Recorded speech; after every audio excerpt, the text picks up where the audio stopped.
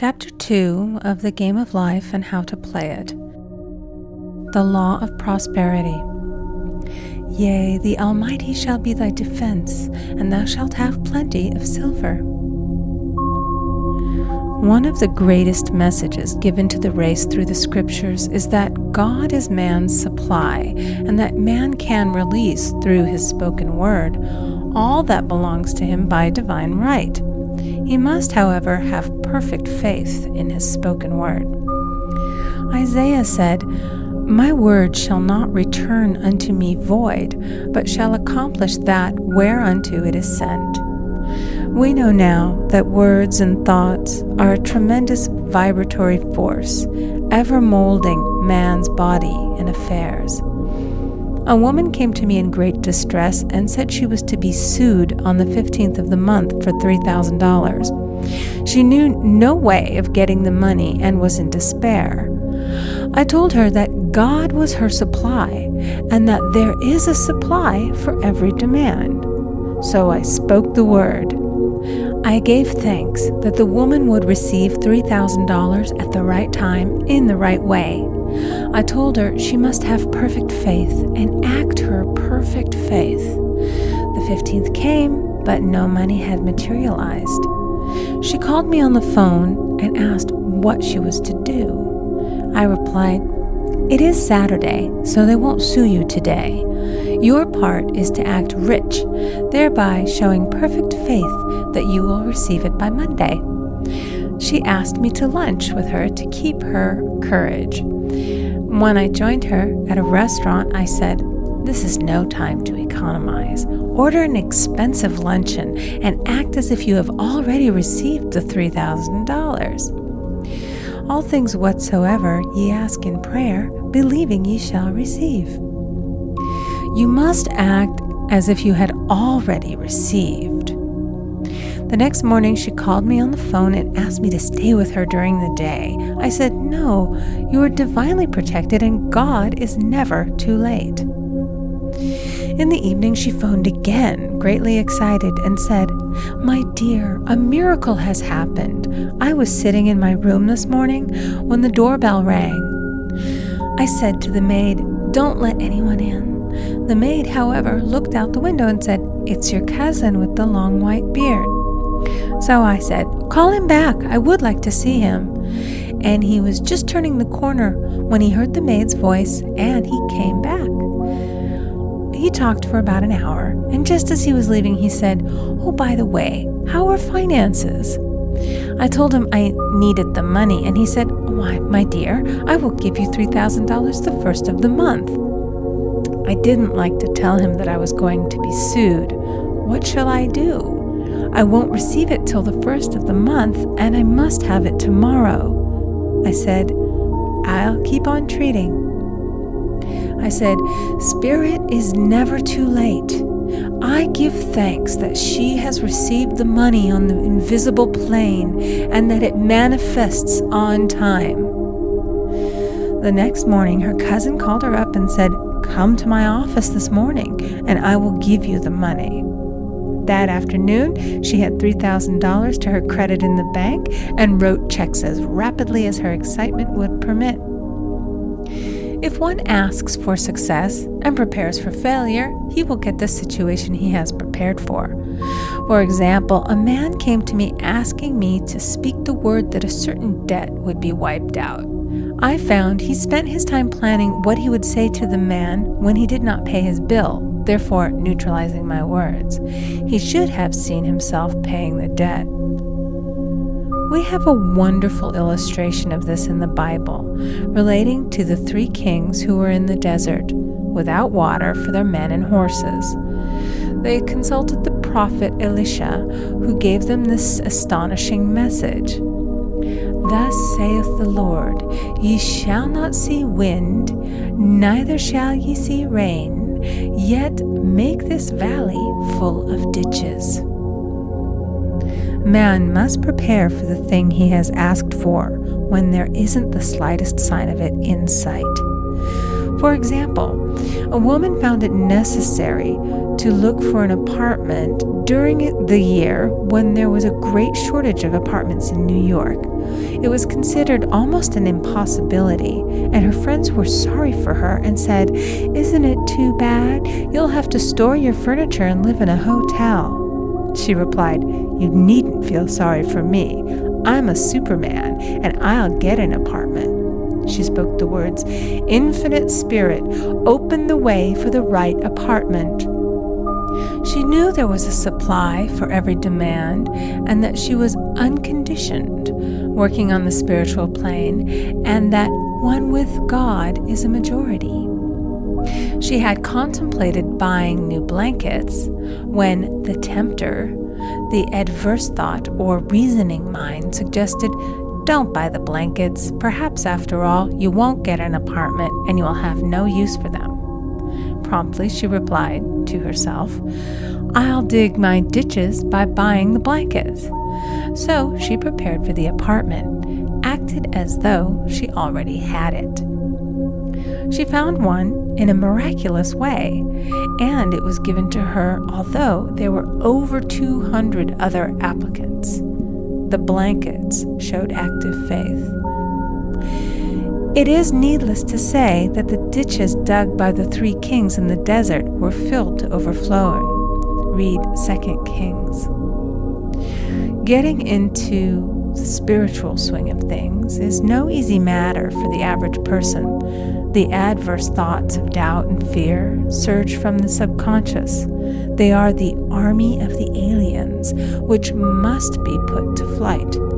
This explains why it is so often darkest before the dawn. A big demonstration is usually preceded by tormenting thoughts. Having made a statement of high spiritual truth, one challenges the old beliefs in the subconscious, and error is exposed to be put out. This is the time when one must make his affirmations of truth repeatedly and rejoice and give thanks that he has already received. "Before ye call, I shall answer."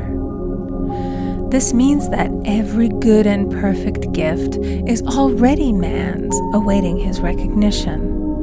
Man can only receive what he sees himself receiving. The children of Israel were told that they could have all the land they could see. This is true of every man. He has only the land within his own mental vision. Every great work, every big accomplishment has been brought into manifestation through holding to the vision. And often, just before the big achievement, comes apparent failure and discouragement. The children of Israel, when they reached the promised land, were afraid to go in, for they said it was filled with giants who made them feel like grasshoppers. And there we saw the giants, and we were in our own sight as grasshoppers. This is almost every man's experience. However, the one who knows spiritual law is undisturbed by appearance and rejoices while he is yet in captivity.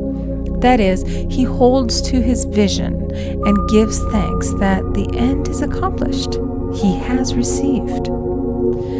Jesus Christ gave a wonderful example of this. He said to his disciples, "Say not ye, there are yet 4 months, and then cometh the harvest? Behold, I say unto you, lift up your eyes and look on the fields, for they are ripe already to harvest." His clear vision pierced the world of matter, and he saw clearly the 4th dimensional world, things as they really are, perfect and complete in divine mind. So man must ever hold the vision of his journey's end and demand the manifestation of that which he has already received. It may be his perfect health, love, supply, self-expression, home, or friends. They are all finished and perfect ideas registered in divine mind, man's own superconscious mind, and must come through him, not to him. For example, a man came to me asking for treatments for success. It was his imperative that he raise, within a certain time, $50,000 for his business. The time limit was almost up when he came to see me in despair. No one wanted to invest in his enterprise, and the bank had flatly refused a loan. I replied, "I suppose you lost your temper while at the bank, therefore your power. You can control any situation if you first control yourself. Go back to the bank," I added, "and I will treat." My treatment was, "You are identified in love with the spirit of everyone connected with the bank. Let the divine idea come out of this situation." He replied, "Woman, you are talking about an impossibility. Tomorrow is Saturday. The bank closes at 12, and my train won't get me there until 10, and the time limit is up tomorrow, and anyway they won't do it. It's too late." I replied, "God doesn't need any time and is never too late. With Him, all things are possible." I added, "I don't know anything about business, but I know all about God." He replied, "It all sounds fine when I sit here listening to you, but when I go out, it's terrible." He lived in a distant city, and I did not hear from him for a week. Then came a letter. It read, "You were right. I raised the money, and I will never again doubt the truth of all that you have told me." I saw him a few weeks later, and I said, "What happened? You evidently had plenty of time after all." He replied, "My train was late, and I got there just 15 minutes to 12. I walked into the bank quietly, and I said, 'I have come for the loan,' and they gave it to me without a question." It was the last 15 minutes of the time allotted to him, and Infinite Spirit was not too late. In this instance, the man could never have demonstrated alone. He needed someone to help him hold the vision. This is what one man can do for another. Jesus Christ knew the truth of this when he said, "If two of you shall agree on earth as touching anything that they shall ask, it shall be done for them of my Father which is in heaven." One gets too close to his own affairs and becomes doubtful and fearful. The friend or healer sees clearly the success, health, or prosperity and never wavers because he is not close to the situation. It is much easier to demonstrate for someone else than for oneself, so a person should not hesitate to ask for help if he feels himself wavering. A keen observer of life once said, "No man can fail if some one person sees him successful." Such is the power of the vision, and many a great man has owed his success to a wife or a sister or a friend who believed in him and held without wavering to the perfect pattern. End of chapter 2. Hope you found this teaching very useful. Like the video and share it with your friends. Check out our other videos and don't forget to subscribe.